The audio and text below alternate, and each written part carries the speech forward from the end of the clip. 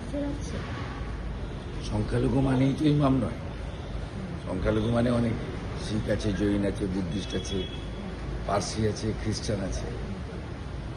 ইমামরা মূলত ইসলাম ধর্ম যারা মানেন বা মুসলিম, তারা মমতা ব্যানার্জির উপরে মুখ ফিরাবেন কি মুখ সোজা করে রাখবেন, এটা তাদের জিজ্ঞেস করলেই ভালো হয়। কিন্তু মমতা ব্যানার্জি ওদের ঠকিয়েছে, এটুকু বলতে পারি। মমতা ব্যানার্জি ওদের তেজপাতার মতো ব্যবহার করেছে, এটা বলা যেতে পারে। 2,500 টাকা ইমামরা পায় ভোটের সময়, ওদেরকে দিয়ে প্রচার করায়। 2,500 টাকা কি হয় আজকে? 1,500 টাকা মুয়াজ্জমদেরকে দেয়। ওদেরকে জিজ্ঞেস করুন, ওবিসি নিয়ে ওদের বিপদে ফেলেছে। মমতা ব্যানার্জি বলেছিল প্রাণ থাকতেও ওয়াকফ অ্যামেন্ডমেন্ট বিল লাগু করতে দেব না। এই রাজ্যে তিনি এমন সময়ে ওয়াকফ রেজিস্ট্রেশন করতে বলেছেন যখন ওদের হাতে কোনো সময় ছিল না। তাই 80,000 ওয়াকফ প্রপার্টির মধ্যে মাত্র 26,000 পোর্টালে গিয়ে আপলোড করেছেন। তাও স্ক্রুটিনির পরে অধিকাংশই তাদের যে 46 ডকুমেন্টের উপরে আপলোড করতে বলেছিল, অধিকাংশদের নেই। তো ওদের বিপদে যিনি ফেলেছেন, যাকে ওনারা ভোট দিয়ে নির্বাচিত করেছেন, মুখ্যমন্ত্রী রেখেছেন, ভোটের সময় প্রচার করেন যার হয়ে, তাকে জিজ্ঞেস করুন। আজকে বাংলার প্রধানমন্ত্রী এসেছিলেন, তিনি বক্তব্য রেখেছেন এবং এটাকে নিয়ে কটাক্ষ করছেন অধীর চৌধুরী। ওই পার্টির কিছু নেই, সাইনবোর্ড হয়ে গেছে, অস্তিত্ব সংকটে ভুগছে। দুর্ভাগ্য, অধীর চৌধুরীর মতো বড় মাপের নেতা, এর সঙ্গে মাটির টান আছে, সেই রকম নেতা এইরকম একটা সাইনবোর্ড সর্বস্ব পার্টিতে এখনো নেতৃত্ব দিচ্ছে।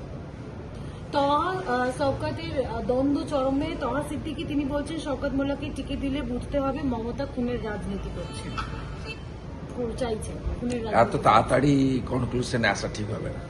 তোহা সাহেব প্রত্যেকবারই ভোটের আগে এসব বলে, কিন্তু ফাইনালি বলে বিজেপিকে রুখতে হবে, মোদিজিকে রুখতে হবে, গেরুয়াকে রুখতে হবে। তাই মমতা ব্যানার্জি ছাড়া উপায় নেই, এটা উনি অনেকবার করেছে। এবং আজকে দেখা যাচ্ছে কলকাতা হাইকোর্টে একটা শুনানি হচ্ছে, যেখানে আগামীকাল সায়েন্স সিটিতে সভা করতে দেবেন না আরএসএসকে, সেটা নিয়ে ইতিমধ্যেই শুনানি চলছে হাইকোর্টে। আজকে পুলিশ এনওসি দিচ্ছে না, মানে সভা করতে দেবে না আরএসএসকে। রাষ্ট্রীয় স্বয়ংসেবক সংঘ তার 100 বর্ষ পালন করছে এবং কমপ্লিটলি একটি রাষ্ট্রবাদী হিন্দুত্ববাদী সামাজিক সংগঠন, এর সঙ্গে রাজনীতির কোনো সম্পর্ক নেই। এবং তাদের এইরকম একটি গুরুত্বপূর্ণ সভা, যেখানে রাষ্ট্রবাদ দেশপ্রেম জাগ্রত করবে তারা এবং তাদের 100 বর্ষ পালন করবে, সেখানে বাধা দেওয়ার মধ্য দিয়ে পশ্চিমবঙ্গে যে সরকারটা চলছে, এটা যে রাষ্ট্রবাদের বিরোধী, দেশপ্রেমের বিরোধী, এটা প্রমাণ করলো মমতা ব্যানার্জির পুলিশ। এদের জামাতিদের সঙ্গে তুলনা করা যেতে পারে। আমার শেষ প্রশ্ন, মাইক্রো অবজারভার হিসেবে কেন্দ্রীয় সংস্থার কর্মীদেরকে নিয়োগ করছে নির্বাচন কমিশন। আমি দাবি করেছিলাম, হ্যাঁ, আপনি বলেছিলেন। দিল্লিতে গিয়ে ইলেকশন কমিশনার মিস্টার বিবেক যোশীর কাছে মিস্টার জ্ঞানেশ কুমার ছিলেন না, বিদেশে ছিলেন, দুটো দাবি করেছিলাম as a leader of opposition. আমি আমার রাজ্যের ভোটারদের ভালো মন্দ তার প্রোটেকশনেরও দায়িত্ব আমার রয়েছে। আমি গিয়ে বলেছিলাম দুটো জিনিস হিয়ারিংয়ে, একটা ওয়েবকাস্টিং সিসিটিভি, ওরা এখনও সেটা মানেননি। আরেকটা বলেছিলাম মাইক্রো অবজারভার যদি না রাখেন, এই যে এক্সরের ভিডিও WBCS আর এরা আইপ্যাককে সঙ্গে নিয়ে যা খুশি করবে। একটা দাবি মেনেছেন, খানিকটা আশার আলো দেখছি। ওয়েবকাস্টিং যদি করতেন, তো সরাসরি যদি স্টেট অবজারভার বা সিও অফিস বা ইলেকশন কমিশন নিজেরা মনিটরিং করতেন, তাহলে একটাও 2 নম্বরই করতে পারত না। কিছুটা ওরা চেষ্টা করছেন, আর আমরাও যে দাবিগুলো করছি এটা গণতন্ত্রের স্বার্থে। We don't want any favour, we want fair. 100% fair করতে গেলে সেন্ট্রাল গভর্নমেন্ট এমপ্লয়ি মাইক্রো অবজারভারের সাথে সাথে আপনার ওয়েবকাস্টিং সিসিটিভিও দেওয়া দরকার। যা প্রয়োজন, শুধু অর্থনৈতিক সাপোর্ট নয়, তাদের বাড়ির লোকেদের বা যে কম বয়সী ছেলেটা মারা গেছে তার ছেলে মেয়েদের পড়াশোনার দায়িত্ব থেকে শুরু করে যদি কর্মক্ষম কেউ থাকে তাকে ছোটোখাটো হলেও কোনো কাজ, সম্মানজনক ছোট কাজ, যেগুলোতে প্রাইভেট কাজও হতে পারে, মানে সংস্থাতে, আমরা সুপারিশ করে তাদের পাশে দাঁড়াবো, যাতে তাদের অর্থনৈতিকভাবে অসুবিধায় তারা আগামী দিনে না পড়ে। আর ভারত যে অ্যামাউন্টটা আপনাদের সামনে বলার বিষয় নয়, প্রাথমিকভাবে যেটা করা দরকার সেটা প্রথম হচ্ছে পিএম পার্টি থেকে করানো হয়েছে, পার্টি থেকে সবাই গাড়ি দেওয়া হয়েছে, দাহর খরচ দেওয়া হচ্ছে এবং পার্টি থেকে প্রাথমিক একটা রাশি তুলে দেওয়া হচ্ছে, কিন্তু এটাই শেষ নয়। রেলকে কি কোনো অনুরোধ করবেন সহযোগিতা? না, রেল দিতে পারে, এটা দিতে পারে না, রেলের নিয়ম রয়েছে, দিতে পারে না। এদের মধ্যে যদি কারোর মেডিক্লেম থাকে বা কারোর যদি ইন্স্যুরেন্স থাকে, তাহলে যেহেতু বিশেষ করে যে কম বয়সী ছেলেটা, সেটা তার বাড়ির সঙ্গে কথা বলে দেখতে পাবে। আর এমনি এই ক্ষেত্রে রেলের কম্পেনসেশন দেওয়ার কোনো সুযোগ নেই, কিন্তু কম্পেনসেশনের জন্য কারোর উপর নির্ভর করতে হবে না। ভারতীয় জনতা পার্টি বা আমরা যারা বিধায়ক সাংসদ আছি, আমরা ওকে বাঁচিয়ে দিতে পারবো না, সে ক্ষমতা ভগবান দেয়নি, তো অর্থ দিতে পারবো, যা দরকার সবটা দিতে পারবো। এর জন্য কোনো সমস্যা হবে না এবং সেটা এমনভাবেই আমরা সাহায্য করব যাতে তারাও স্বচ্ছন্দ বোধ করে, মানে অর্থনৈতিকভাবে। বাকিটা তো বাড়ির লোক চলে গেলে নিশ্চিতভাবে কোনো কিছু দিয়েই কম্পেনসেট করা যায় না। অর্থ বা চাকরি এসব দিয়ে কম্পেনসেট হয় না, এগুলো হচ্ছে অপূরণীয় ক্ষতি এবং এর কোনো কম্পেনসেশন নেই, অভিধানে নেই। Thank you. আজকে নরেন্দ্র মোদী কি বার্তা দেবে? সুরেন্দ্রদা, এত কাতারে কাতারে মানুষ দেখার জন্য বার্তা প্রধানমন্ত্রী দেবেন। প্রধানমন্ত্রী ভাষণের আগে আমি বলবো না। এই যে মতুয়া গড়ে যে আসছে, মতুয়াদের লক্ষাধিক যে ভোটারটির নাম প্রথম যে খাদ্য তালিকায় বাদ গেছে, সেই নিয়ে শাসক দলের তরফ থেকে সুর চড়ানো হচ্ছে। আজকে নরেন্দ্র মোদী কি বার্তা দেবেন বলে মনে করছেন? শাসক দল মানে মুসলিম লীগ, ওদেরকে কেউ বিশ্বাস করে না। আর মতুয়া ধর্ম ঠাকুর হরিচাঁদ ঠাকুর, গুরুচাঁদ ঠাকুর তৈরি করেছিলেন ধর্ম পরিবর্তন দিচ্ছে, ইসলামীকরণ দিচ্ছে। বাংলাদেশ থেকে এক পোশাকে এরা এসেছে ধর্মের।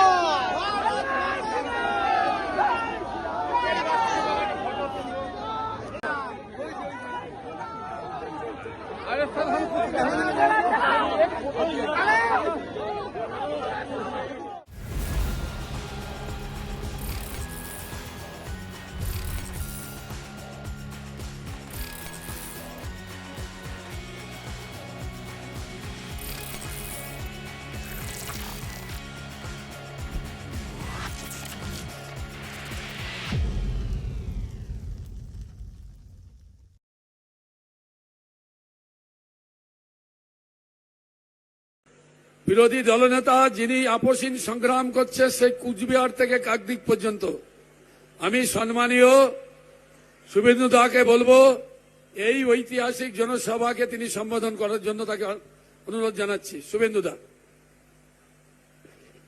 ভারত মাতা কে জয় জয় শ্রীরাম, জয় জয় শ্রীরাম। প্রভু শ্রী চৈতন্য দেব কে, নদিয়া নবদ্বীপ ধাম কে। সমবেত রাষ্ট্রবাদী দেশপ্রেমিক, নদিয়া এবং পার্শ্ববর্তী জেলার গণদেবতা জনতা জনার্দন ভদ্রমণ্ডলী, বিশ্বের সর্ববৃহৎ রাজনৈতিক দল ভারতীয় জনতা পার্টির পক্ষ থেকে এবং বিজেপির পরিষদীয় গ্রুপের পক্ষ থেকে আপনাদেরকে শ্রদ্ধা, শুভেচ্ছা, অভিনন্দন এবং হরে কৃষ্ণ মন্ত্রের মধ্য দিয়ে আমি ধন্যবাদ, কৃতজ্ঞতা জানাই। আপনারা অধীর আগ্রহে অপেক্ষা করছেন যশস্বী প্রধানমন্ত্রী নরেন্দ্র মোদীজির বক্তব্য শোনার জন্য এবং নিশ্চিতভাবে তার কণ্ঠস্বর, তার বক্তব্য আপনারা শুনতে পাবেন। যদিও আবহাওয়া খুবই প্রতিকূল, উনি হেলিকপ্টারে এসে পুনরায় দমদম বিমানবন্দরে ওয়েট করছেন। আমাদের এই মঞ্চে রাজ্যের ভারতীয় জনতা পার্টির দক্ষ সভাপতি, আমাদের রাজ্যসভার জনপ্রিয় সাংসদ সম্মানীয় শ্রমিক ভট্টাচার্য মহোদয় রয়েছেন। আমাদের ভারত সরকারের দুজন মন্ত্রী ডক্টর সুকান্ত মজুমদার এবং মাননীয় শান্তনু ঠাকুর মহোদয় রয়েছেন। আমাদের এই সভাতে নদিয়া জেলার দুই সভাপতি অপর্ণা নন্দী এবং অর্জুন বিশ্বাস রয়েছেন। মাননীয় মন্ত্রী, যার অন্যতম নেতৃত্বে বিহারে আমরা 200-র উপরে আসন জিতেছি, মঙ্গল পাণ্ডেজি সহ বিধায়ক, রাজ্য নেতৃত্ব সবাই আছেন। আপনারা বেশি কথা আমি বলবো না, কারণ গতকাল হিঙ্গলগঞ্জে সভাতে আমি অনেক বাধার মধ্য দিয়েও সভা সেখানে আমাকে করতে হয়েছে।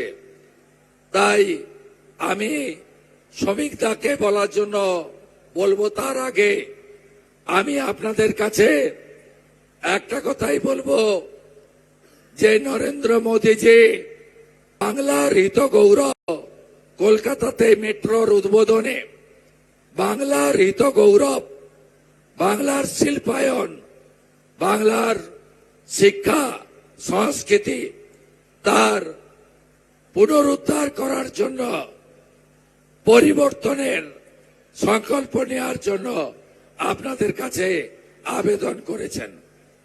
আমি আশা করব 26-এর নির্বাচনে আপনারা সেই পরিবর্তন পশ্চিমবাংলায় আনবেন এবং পশ্চিমবঙ্গ থেকে এই যে অপশাসন, কুশাসন, চুরি, দুর্নীতি, শোষণবাজ, তোষণবাজ সরকারকে আপনারা তুলে ফেলে দেবেন। আমি নরেন্দ্র মোদীজিকে ধন্যবাদ দেব, যারা বাংলাদেশ থেকে ধর্ম রক্ষা করার জন্য আজকে ভারতবর্ষে নদিয়া জেলাতে বা বনগাঁ এলাকাতে এসেছেন। তাদের জন্য তিনি নাগরিকত্ব দেওয়ার আইন এনেছেন। এই তৃণমূল, তার নেত্রী মমতা ব্যানার্জি এই সিএ এর বিরোধিতা করেছিল।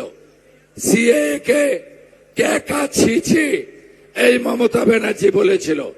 আপনারা নিশ্চিন্ত থাকুন, মোদিজি আছে, কোনো চিন্তার কারণ নেই। মোদিজি গ্যারেন্টার শরণার্থীদের জন্য নরেন্দ্র মোদী সবচেয়ে বড় গ্যারেন্টার। 2024-এর 31 ডিসেম্বরের মধ্যে ধর্ম বাঁচানোর জন্য যারা ভারতবর্ষে এসেছেন, পশ্চিমবঙ্গে এসেছেন, তাদের কারো কেশাগ্র মমতার পুলিশ, তৃণমূলের পুলিশ কেশাগ্র স্পর্শ করতে পারবে না। আপনাদের কাছে পিয়ার ঠাকুরের যে স্বপ্ন, যে লড়াই যিনি পূরণ করেছেন, তার নাম নরেন্দ্র মোদীজি। মোদীজির উপর আস্থা রাখুন এবং যেভাবে আমাদের হিন্দুদের উপরে অত্যাচার হচ্ছে আপনারা দেখেছেন, দীপু দাসের উপরে বাংলাদেশে যে অত্যাচার হয়েছে, আপনারা এর বিরুদ্ধে প্রত্যেকে যারা সনাতনী তারা ঐক্যবদ্ধ হয়ে আগামী দিনে জামাতিদের হাত থেকে পশ্চিমবঙ্গকে, নদিয়াকে রক্ষা করবেন, এই আবেদন আপনাদের কাছে আমি করতে চাই। আমরা শ্রমিকদা বক্তব্য রাখবেন, তারপরে আমাদের যশস্বী প্রধানমন্ত্রী নরেন্দ্র মোদীর আওয়াজ, তার বক্তব্য আপনাদের প্রত্যেকের কাছে পৌঁছাবে। আমি নদিয়া জেলাতে প্রায় আসি, আগামী দিনেও আপনাদের সঙ্গে প্রত্যেকটি জায়গায় দেখা হবে। সবাই একসঙ্গে বলুন, বাঁচতে চাই, বাঁচতে চাই, বাঁচতে চাই, বাঁচতে চাই। No vote to, no vote to, no vote to, no vote to. দড়ি ধরে মারো টান, দড়ি ধরে মারো টান, দড়ি ধরে মারো টান, দড়ি ধরে মারো টান, দড়ি ধরে মারো টান। জয় জয় শ্রীরাম, জয় জয় শ্রীরাম।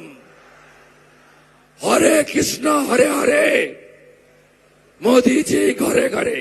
হরে কৃষ্ণ হরে হরে, হরে কৃষ্ণ হরে হরে, হরে কৃষ্ণ হরে হরে, হ্যালো হ্যালো হরে কৃষ্ণ হরে হরে, হরে কৃষ্ণ হরে হরে, কৃষ্ণ কৃষ্ণ হরে হরে।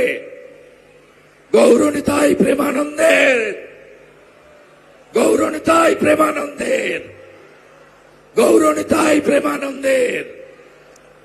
ধন্যবাদ, ভালো থাকবেন। आप बोलिए।